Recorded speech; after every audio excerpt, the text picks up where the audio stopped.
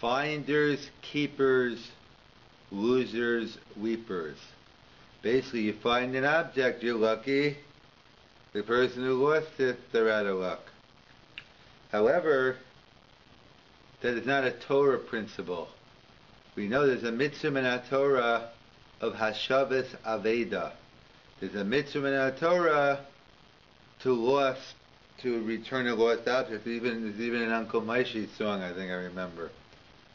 But there's a mitzvah in our Torah, just like the Gemara learns out in different places, that if there's a mitzvah of returning a lost object, how much more so there's a mitzvah of Hashavas Gufo, returning a lost life. If someone's dying, you have to help them. It's a whole discussion in terms of the obligation to help someone in need.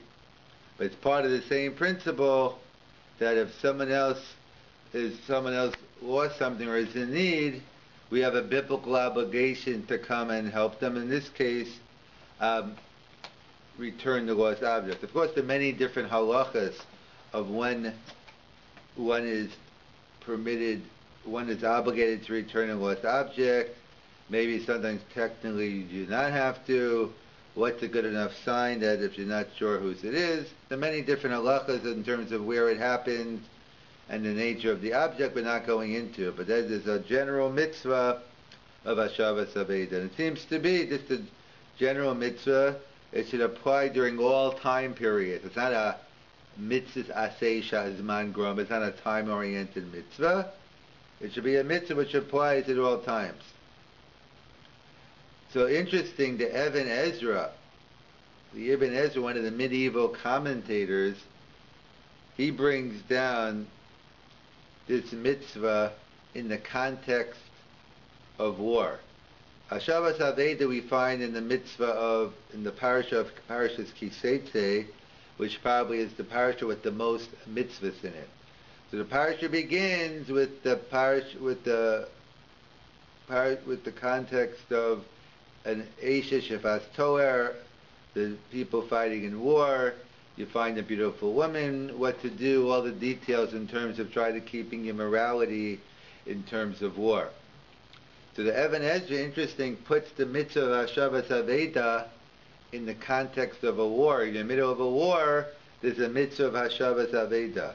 And the question is, what connection is there between the mitzvah of Hashavas Aveda and war? Hashavas Aveda seems to apply all times. It's not limited to war time. So why was it given in the context of war? So the Mefarshim point out, many Achronim, some contemporaries in the Sefer Chiddushei Lev from Rav Henoch Leibowitz, who used to be the Rosh Yeshiva for many years in the Chafetz Chaim Yeshiva in Queens.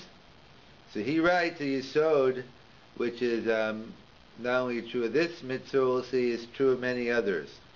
That of course the mitzvah of Hashavas Aveda applies during all times. But why did the Torah put it in the context of war? Because one might think, in the context of war, we're dealing with life and death issues, tremendous stress, the battles of war, it's tense. Who's worried about someone loses $1, someone loses a tie, someone loses a keychain, someone loses a watch, whatever a person loses, an iPod. Big deal. I don't have to worry about a person's lost property now. There's a lot of bigger things to worry about. And that's what the Torah is coming to tell us. Of course, it's true, there might be a lot of bigger things to worry about, but you can never lose sight of the needs of others. And the mitzvah of Hashavas Aveda applies certainly during all times, but the Chiddush HaTorah, according to the Ibn Ezra, is that even during wartime, when you think you'd be stressed out and there'll be more pressing situations to attend to, we can never forget about the needs of our fellow people. And in fact, Rav Henoch Leibowitz goes on to explain not only the mitzvah of Hashavas Aveda, but we find in the context of another mitzvah in this week's parasha. We know there's a prohibition, well, the Torah is talking about the mitzvah of giving corporal punishment, about punishing the wicked someone who deserves the 40 lashes, the 39 lashes. So the Torah in the context talks about make sure that I think it's in Chav Hey Gimel, make sure that you don't go overboard. Make sure that you only give 39 and not 40. Because if you give 40, that might be the difference between life and death. And Rashi quotes the Chazal over there, that we learn from here, it's not just limited to someone who Beis Din's giving a punishment to, but there's a prohibition against hitting another person from this pasuk. So again, Rav Hanach asks, like we know that there's a prohibition to hit another person during all time periods. So why of all things does the Torah give an example of someone who's getting makis? So again, so Rav Hanach explains the same idea. As I might think, oh, criminal, it must be a terrible person, he's getting makis. Who cares if I give him 39 makis, 45, who's going to know the difference? We know in terms of what goes on in the different, well, certain jails are more like country clubs, but there are other jails where actually there's a lot of, it could be the nature of the beast, but there's a lot of abuse there, people getting beat, and I don't mean even among the prisoners, but in terms of guards and all that, because you're in a position where you're in control. The person has, I know someone who was in jail. He told me that you don't start up with them. They basically do anything they want to you, and no one will know. No one cares. So that's when the mitzvah is. You have to go, the most vulnerable people or in society are one of them, then you have to be, that's the source of the Torah. Certainly it applies in all situations, doesn't make a difference who the person is. It's a prohibition to hit another person. And when you lift up your hand, the Torah calls you a rasha. But I might think, what, big deal, in prison, this guy's a criminal, abuse him. No. The Torah comes to tell me, no, even in those situations, one has to be very careful not to take advantage of the situation. And again, so we see, by placing the mitzvah in that context. Another example we have is we see a general yisod from this. We see that it's not just limited to these two mitzvahs, but we find it throughout Shas, throughout the Chumash, that a person has a human tendency to take care of their own needs at the expense of others people's needs. And it's very easy to rationalize their own needs in the context of others. In fact, that's why the Torah, the first mitzvah after Ma'an Torah in Parashas Mishpatim, is the mitzvah how to treat an Eved Ivri, how to treat a slave. So the commentators ask, treat a slave, are you kidding me? Of course you have to treat a slave well, and who would know better than the Jewish people, who were slaves in Egypt for 210 years under the worst situations, tortured, persecuted, murdered. So you would think it's the last mitzvah you have to give the Jewish people, how to treat a slave. If there's one thing they know how to do, they know how to treat a slave. And Mefarshim point out, no, it's just the opposite.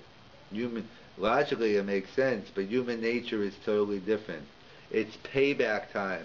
The most dangerous person to be a master of a slave is someone who was once a slave and abused and taken advantage of, and now they become a master. Watch out, because they're the most likely to abuse them. We see it happen in a bigger context in all these third world countries and other places where people are making a rebellion to make it a better place, and when finally those other people take over, many times they're worse than the original, because once you've been suppressed and you've been tortured, so your natural tendency is, okay, it's my time, let me take advantage of it. And that's what the Torah is coming to tell us, whether it's in the context of Hashavas Aveda, like the Ibn Ezra says, or in the context of not giving an extra pachi, an extra makkah to a criminal, or to someone who is getting hit by Beis Din for doing something wrong. One has to realize that one always has to take a person's needs into account. In fact, that's why there's a famous story the Baal HaTanya. They say Rabbi Mital, the founder of Gush, he used to always say over this story in terms of what his formulation, what the yeshiva should look like. So there's a famous Maisa with the Baal HaTanya. The Baal HaTanya was learning in one of his rooms, one room in the house. His son was learning next to him in the room to the right of him. And to the right of the son, 2 rooms away from the grandfather, there was this son's baby.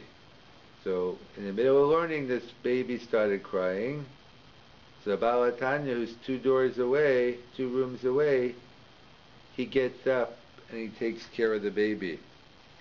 So he gets up, he takes care of the baby, and then on his way back, he stops off to rebuke his son. He says, "What happened?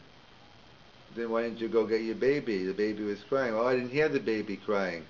So the Baal HaTanya said, if someone is studying Torah and fails to hear the sounds of the crying baby, there must be something wrong with the way they're learning.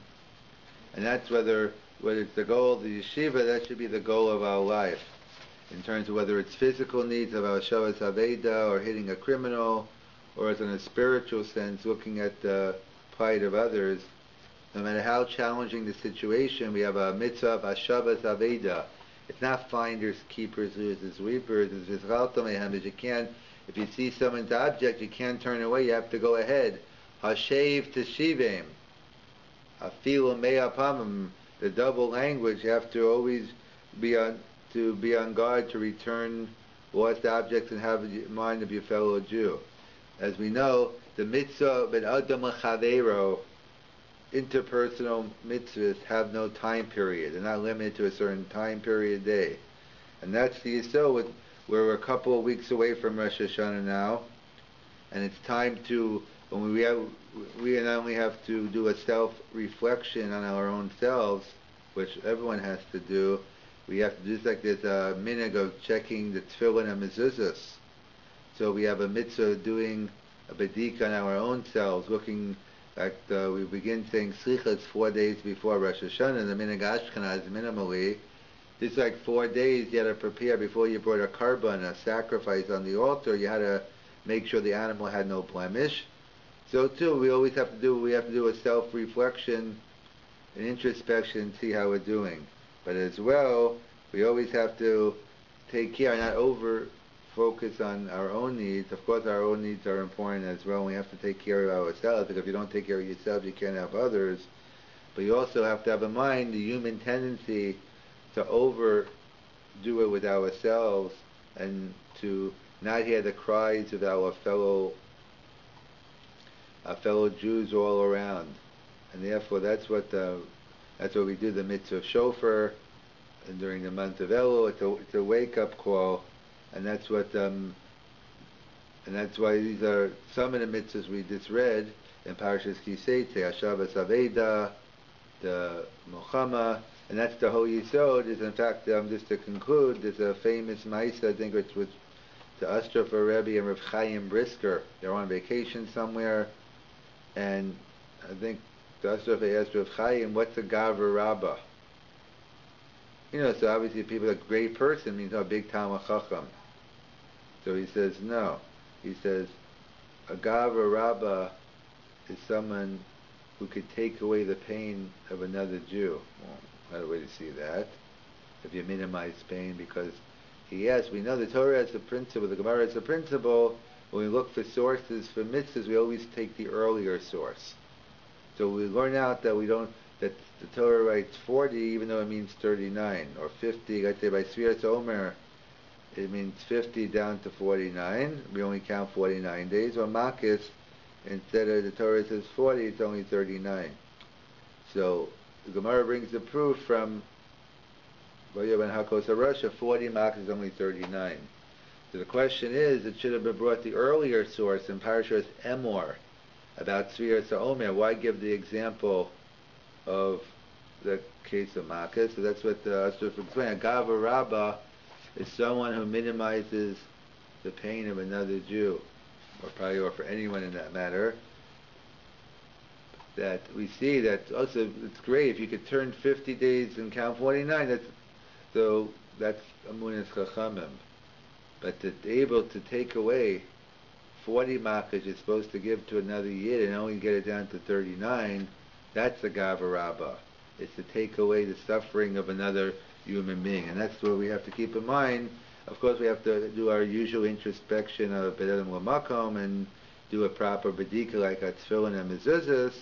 But also, we have to keep in mind, Nila Dodi Dodi Li, it's all about the relationship. We have to also put an extra focus on our B'Adam L'Chaveiro and make sure that we hear the needs of others, that we make sure that we hear the cries of the baby.